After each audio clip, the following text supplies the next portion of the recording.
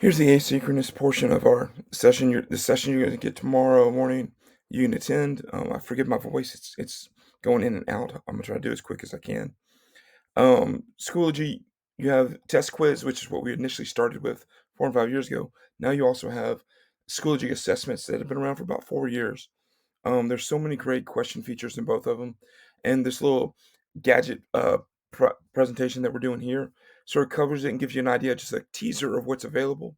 Hoping that you will either attend some of our PD sessions on Schoology, or to reach out to me and we can do some one-on-one or team sessions.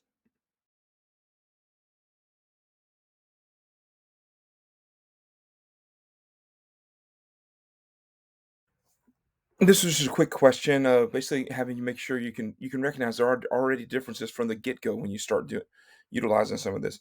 Test quiz does have a simpler way to set up. There's fewer options than the assessment feature.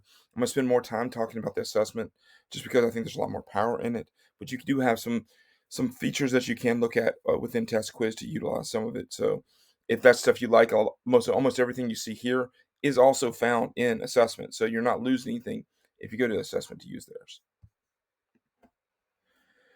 This is the one that I really do like. Assessment has a lot of features. As the video plays, you'll see it scroll through, and there's lots more options. There's things turning them on. There's features like turning on text to speech. There's number lines and different rulers, and there's different features you can turn on. There's a highlight text feature that you can turn on in here. So I would definitely look at all the different things. And one of the things that hopefully you did notice that what the assessment does is it forces you to set up the test before you start doing questions.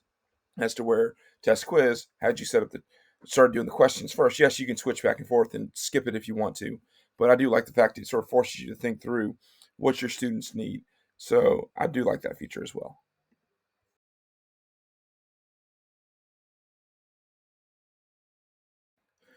So hopefully you do notice there are lots more choices within assessment. Almost everything that you see in test quiz is found within assessment, and then some of it even like fill in the blank that's found under test quiz. Assessment has three different types of fill in the blank options. So you have your traditional where it's just a blank and you fill it in, and then you have things, and we'll look at some of that later on, from drop down to drag and drops and things like that. So there's so many different questions, guys. We're not going to cover them all today in this session. I'm just going to highlight some of them. There's some that I'm not even getting a chance to highlight that are really awesome. And if you attended the session in person, you'll hear me talk about them a little bit more. But I just want you to notice that there's a big difference in the number of question types that you can use. And some of these question types can be designed and made to look like and have the structure of a 10 cap, 10 ready type of question.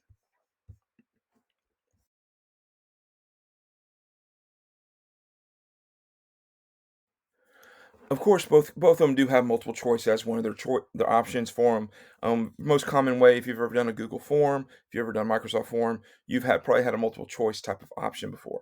One of the things that we do want to point out, though, what test quiz does have that assessment doesn't have, is you have this ability to provide automatic feedback. So meaning that, like when they select the wrong answer, you can actually give them the option that a that's wrong or this is why type response, so that they get a immediate feedback from you necessarily because it's automated response. So just keep that in mind. Test quiz does have this. We are asking for and requesting that assessment has it. It just doesn't have it yet.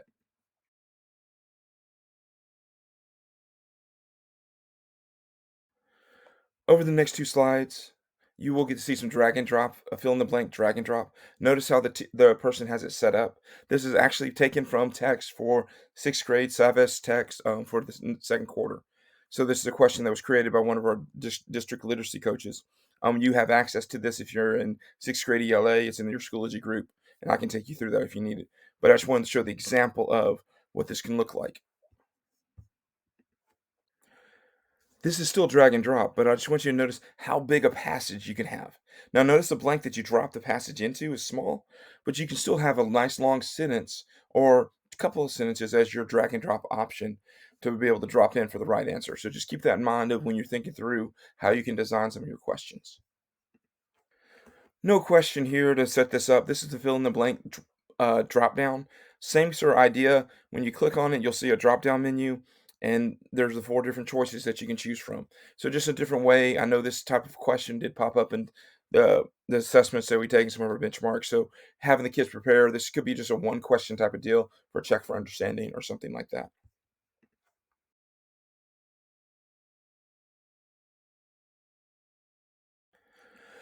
Once again, we have another one that both can have it, that you can do multiple answers, which is always huge now.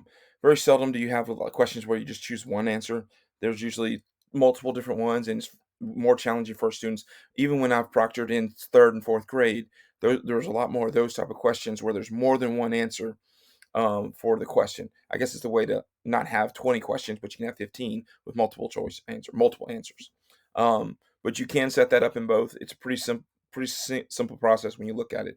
So, but you can always reach out to me for that. I'm stopping here and I'm talking a little bit about blended learning. A lot of these question types you can really start to think about blended learning, where you can not think of this as a test anymore, but think about this from the standpoint of, okay, I can repurpose my teaching time, have the kids answer me instead of going to each individual kid. They can give me a video response to something. If I have EL students, they can click and they can respond. Whether or not they can write it, they can respond to me so I can understand whether or not they comprehend. So whether or not it's an audio or it's a video option, this is a very powerful tool that you can utilize. Remember, these assessments don't have to be 20 questions long. They can be one question. It doesn't have to be counted as a test, as a summative type thing. This can be something that is a formative. I just want to see what you know. So doing a video, audio, where the students just take a moment and share what they've picked up, what they've learned, is a great tool. So here's one idea of where you can do a video response. A lot of times, like poetry and different types of passages you read, you just want to get the student's first response after reading it.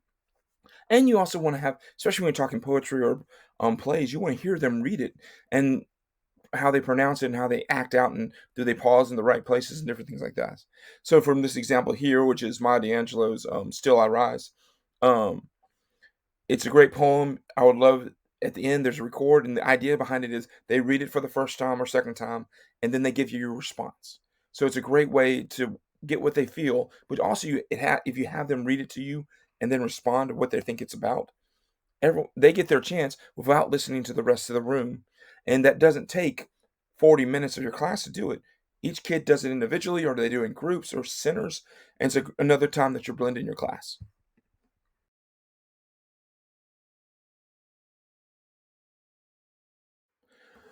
How many times have you done or had activities where it's, especially if you're talking social studies and science, but even ELA and different other places, where you want them to label and show what they know, that they know certain things go certain places, and you can actually bring up any type of image, any type of PDF into the label image option, and then you can put, basically it's like almost like putting white out right across to where the answer is, and then you basically create a box that goes right on top of the answer, so that the answer is always put in the place, and it looks similar to this, and this is not exact, but this is sort of the idea behind it.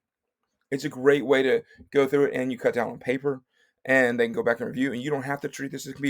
This can be your one worksheet that you have, or sorry, your assessment, formative assessment that you can have them do to see if they know all the different pieces of, let's say, a shoulder or something like that.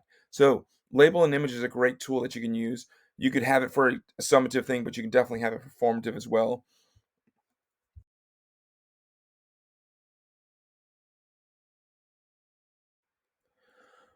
One of the early challenges when it came to designing math quizzes or forms yourself was you didn't have access to the ability to do all the math equations. Now a lot of the forms they have built that in, and Schoology has it built in too. You can choose the question type called math short answer, and then it defaults into this math equation keyboard that you see right here.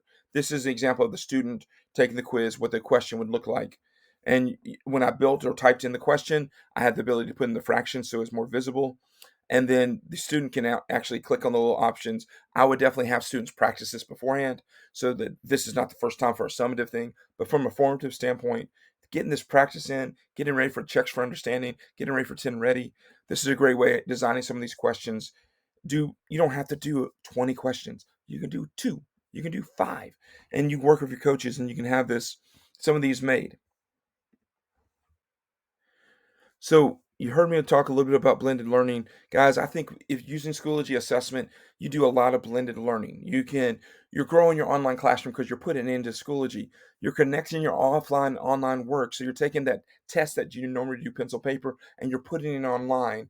And the students can take it if you need them to, they can take it 2 and 3 times because they're just learning how to take the test. They're learning how to do the procedure, especially if you consider it a formative piece. And you tie in feedback to it. Students ownership of learning, they're doing this over and over, and they're figuring out how it works, and they're learning how to do it, and they do build this little more sense of ownership rather than pencil paper. It's on computer, and some reason they just have more ownership when they do that. And then you're repurposing your teaching time, because if you, it is work at the beginning, but you have this bank, you have this thing that you can come back to, and you can look at it. And it's when you tie in your standards, and you do look at your mastering, you start connecting all these things. You can see what the students need, and you can see what types they don't need. And it's just a great tool. And a lot of these things I'm talking about, there we have Schoology sessions you can attend where we dig deep and dive deep. But this is a short session, so I'm just giving you tidbits of everything. Thank you for going through this session with me, learning a little bit. Hopefully, you heard some things that you maybe already knew, but you hadn't thought about using them in this way. Maybe there's things you hadn't seen before at all, and you're like, "Wait, I can do that. I can utilize some of those features." You definitely, guys, reach out to me, but don't go anywhere because there are 2 more slides that I definitely think you should check out. Cheesy plug, chance for you to see there's so much more that we didn't cover. I pulled back in that slide from earlier where I showed all the different things. I've check marked the things that we talked about. Notice how there's a lot of checks, but there's a lot of stuff that we didn't even take a moment to talk about. You see something being circled. That is talking about question banks and item banks. There are two different things. It's done one way under test quiz and a different way under assessment. What is an item bank? What is a question bank? If you do it if you set it up and you do it start from the beginning with a set, especially in assessment, you start from the beginning, you can go and pull those questions later on, so they're in a bank and you just pull them out. So if I want we did this math question, and then, you know what, 3 weeks from now, I wanna use the same question again, I can go pull from the bank and drop it in to my new quiz and build another one using different questions that I've done. But there you definitely have to ask, follow into Schoology, and you can do some research into that and figure it out, or you can reach out to me. You can always reach out to me. I'm your learning tech specialist. You can definitely reach out to me anytime that you need me. Email me. Some of you do that regularly. You reach out whenever you have a question. Sometimes it's a quick email back. I can help you. Sometimes it's, hey, I can stop by and help you and sit in your room and we can figure things out. Don't be afraid to do it. I will work with your schedule to help to make sure that you're successful for your students. But if you don't have the time for me, Schoology website, and this is linked in this slideshow. You can click on this link. The Schoology help has every question type, explains how to build them, how to set them up. Because guys, I didn't show you how to set up any questions. I showed you examples of some of the questions. I want to show you how to do it, but a lot of that is you got to know what type of question you want to do. It does no good to show you how to label an image if that's not the question type that's on your brain at the moment. When you meet with your coaches later on and you're starting to think of your checks for understanding and your benchmarks and things like that, you can start thinking about what types of questions, and that's where you can call me in. In fact, I'm going to be online this morning for another couple of hours where you can just drop into or to about 8:30, 8:45. You can drop in. If I'm there, I might be able to sit down and help you out or your team out through something like that. So keep that in mind.